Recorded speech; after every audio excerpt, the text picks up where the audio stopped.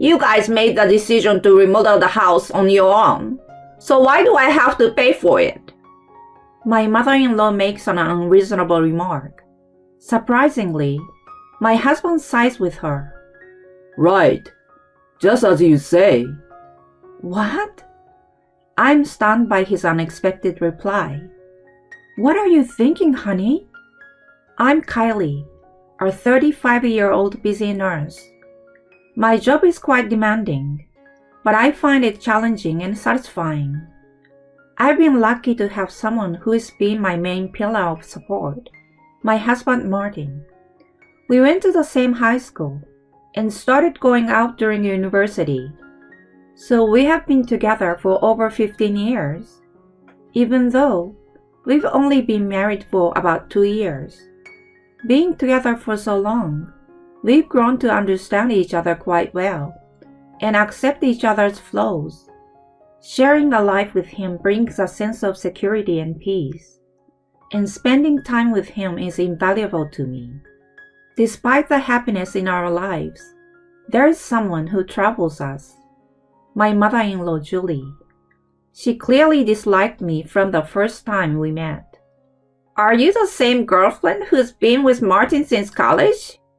Never thought you'd keep it up for so long. No more goals would give up and step aside, don't you think?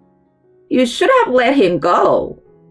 I couldn't understand what she was saying at first. According to her, Martin proposed to me out of pity.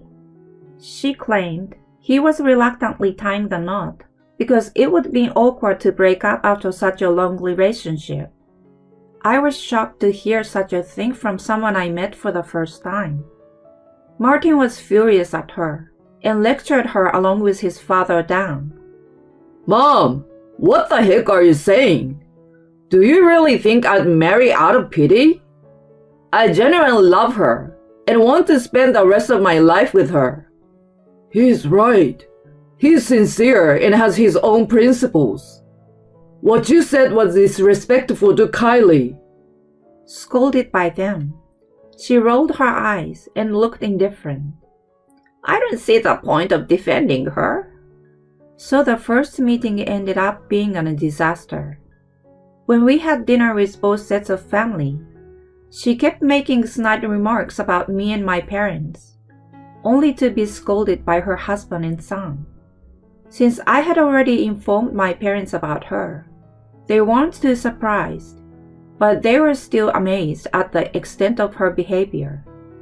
Despite all this, we managed to have a beautiful wedding and have been living happily. The only thing is that whenever we visit my in-laws, Julie continues to bully me. Are you still working, Kylie? Yes. Being a wife usually means keeping the house and taking care of your husband, you know. And yet, why are you so selfish? I feel sorry for Martin. He's too kind to ask you to be a housewife.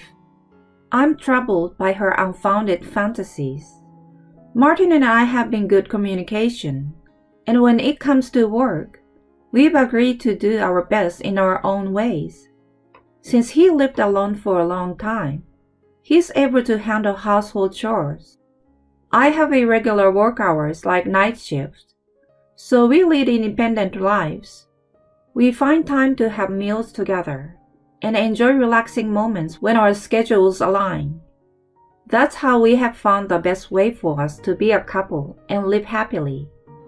Mom, are you telling her something unnecessary again? Don't tell me you were picking on her. I didn't say anything really. I just gave her a little lecture. What do you mean, a lecture? You said something nasty, didn't you? Oh, please. Anyway, did you get what I was telling you, Kylie? You better follow what I say. She blubbers random things as she walks away. When Martin and Dan are not around, she starts insulting me immediately. It's really amazing how she never gets tired of it. She's had this attitude toward me since we got married, so honestly, I don't like her. I thought she would eventually get tired of bullying me, but she has kept it up without fail. Even when scolded by Dan and Martin, she doesn't care. I think she could use that strength for something better. Unlike her, Dan is incredibly pleasant to be with. We go out to eat with him sometimes. He tells Julie he's meeting his friends and secretly comes out with us. If she finds out that she has been left out, she would definitely be furious. Well, ideally we would love to go as a family of 4, but with her attacking me non-stop, it's impossible. Besides, both Martin and Dan find it more relaxing without her selfish and overbearing presence. So it's better for the 3 of us to have a peaceful meal. Everything other than her had been going well in our lives, and she was the only troublesome presence. However, just recently, an unexpected event occurred. Dan suddenly fell seriously ill and passed away. Both Martin and I were quite shaken by the sudden news. When we rushed to the hospital, his cold and lifeless body was lying there. Dad. Martin crumbled to his knees at the sight of him. While comforting Martin, I couldn't stop my tears either. To make things easier for him, I took the lead in arranging and preparing for the funeral. He managed the role of the chief mourner, while Julie did absolutely nothing. Moreover, she didn't even seem terribly saddened by the death of her husband. Despite spending most of their lives together and being supported by him for so many years, I wondered why she was so indifferent. Regardless of her questionable demeanor, we were able to have a heartfelt gathering where his memories were cherished. Many people came to bid farewell to Dan, who was well liked in the community. He must have been touched too. Well, it was a bit unfortunate that the love of his life seems to be unemotional. After the funeral, we tried to go back to our normal routine.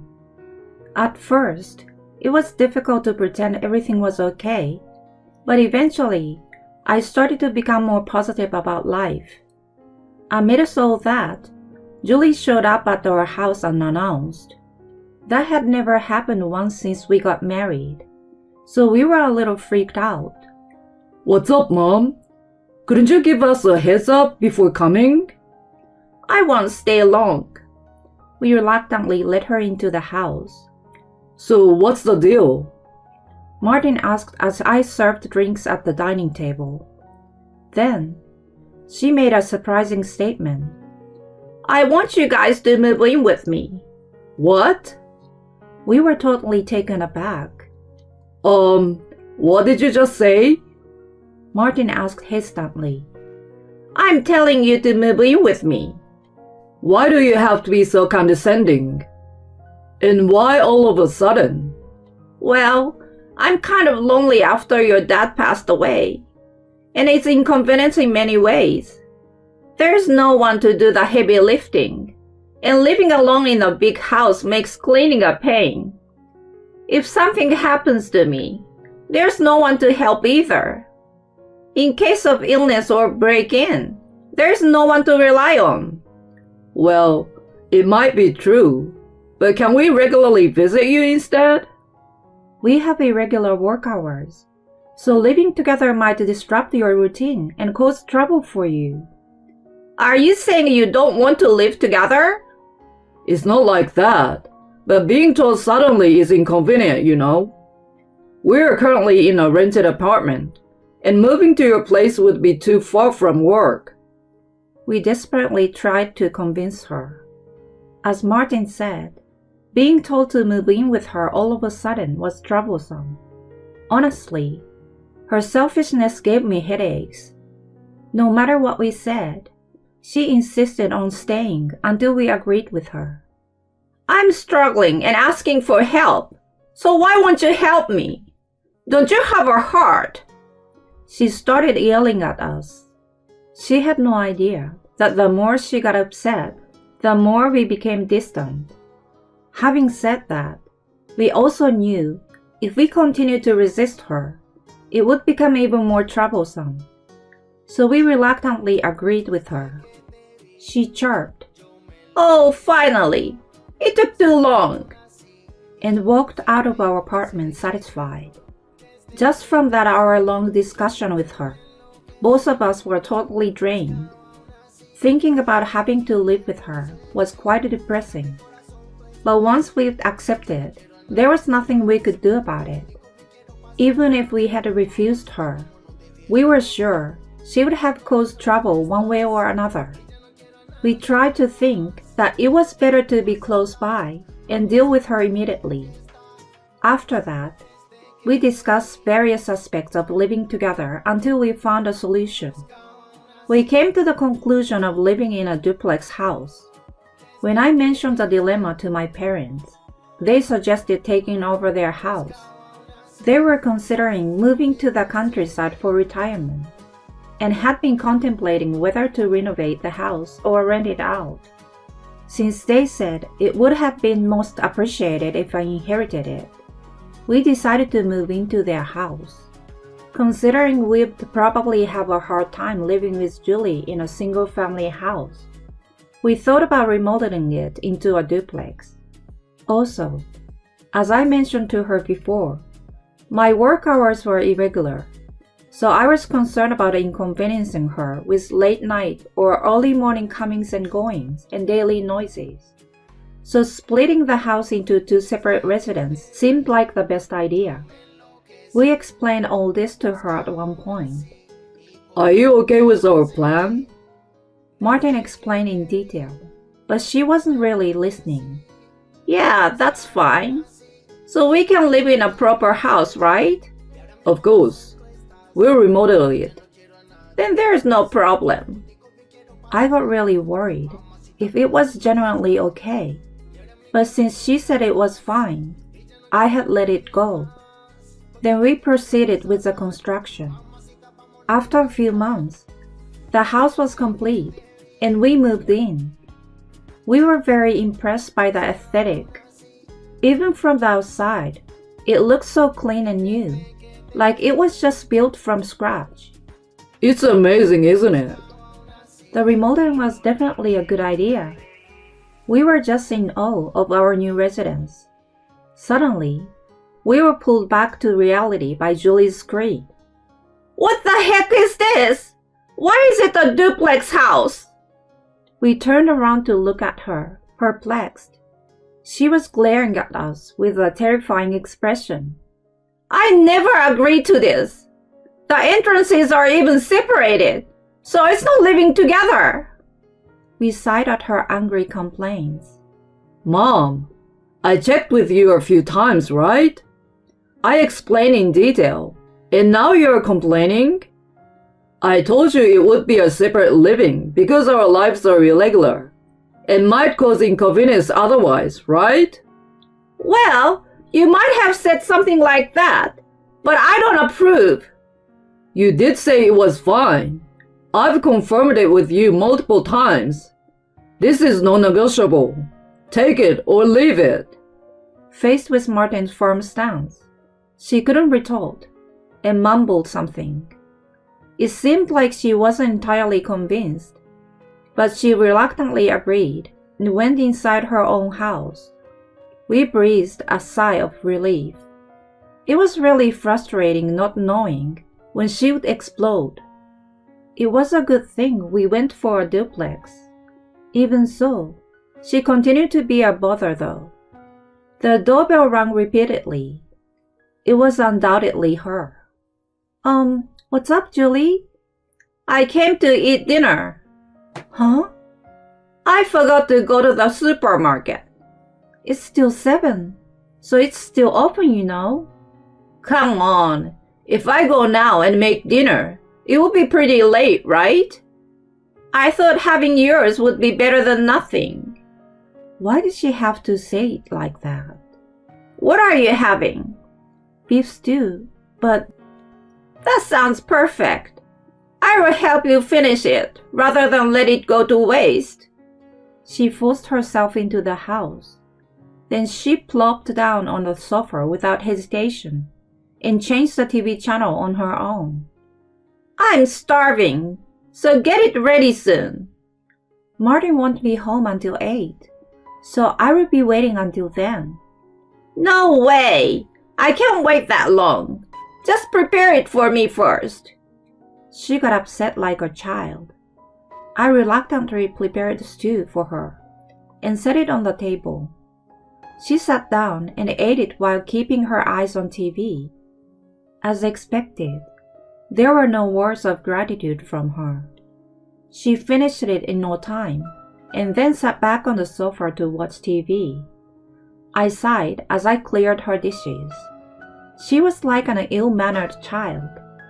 When Martin came back, he was surprised to find her in our living room. He was exasperated when I explained the situation. From then on, she ate dinner at our house almost every night. She practically treated our place as her own, and we started getting irritated with her attitude. What's more, she made us do everything while not lifting a finger herself.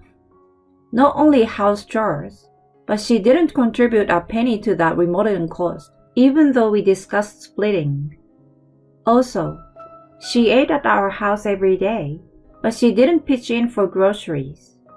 When we finally asked her to contribute at least for her own food, she came up with nonsensical excuses, saying she was just letting us treat her and showed no intention of paying. While we were earning decently, with the remodeling cost and the daily growing food expenses, our expenditures had become quite high. So we had to confront her once again. Mom, it's time to pay up. What do I have to pay for? It was a promise, right?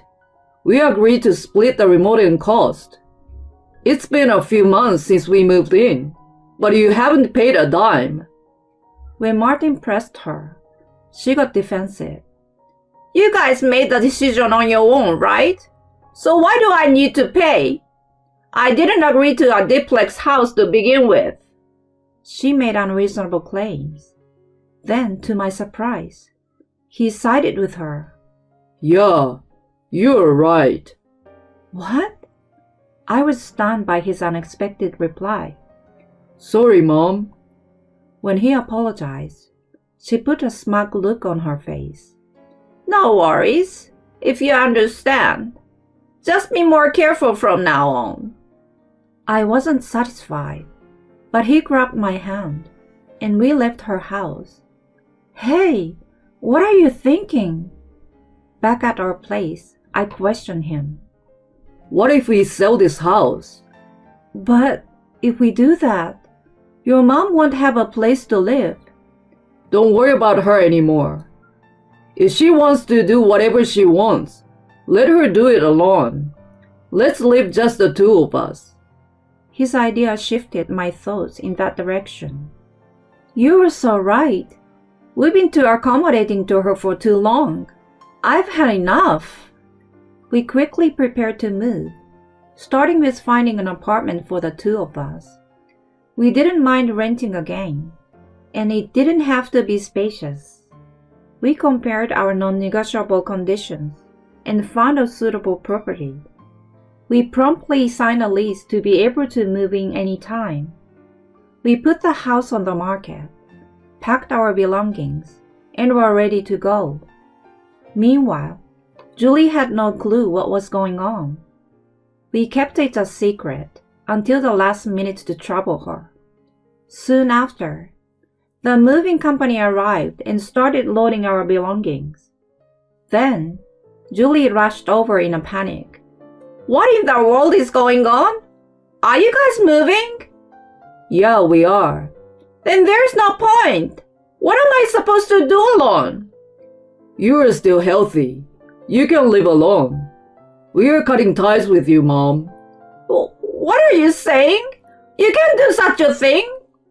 Yeah, we can. And we won't be dealing with you anymore.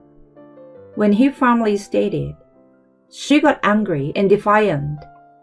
What's wrong with you, you idiot? I would be fine without you guys anyway. I will live it up in this house. Then we drop a bomb on her.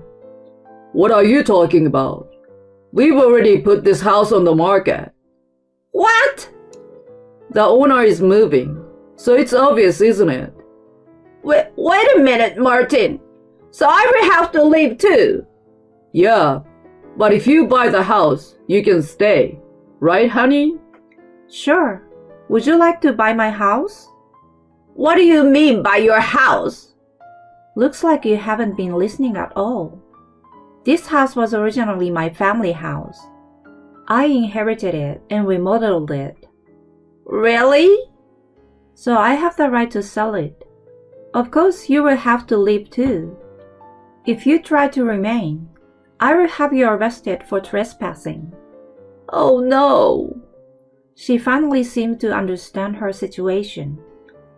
Wait, if you leave me behind, who will I rely on? Martin, are you abandoning your own mother? You only bring out your family when it suits you, huh? I can't see myself caring about someone like that anymore. We're moving now. You should leave soon too. Martin! She was left speechless, looking pale. We left the house without giving another glance at her. Later, she was forcibly kicked out of the house. We blocked her on our phones, so we never got any direct calls, but Martin received emails. She managed to find a cheap rundown apartment, but she claimed she was struggling and needed financial assistance. We had already covered her living expenses and remodeling the cost.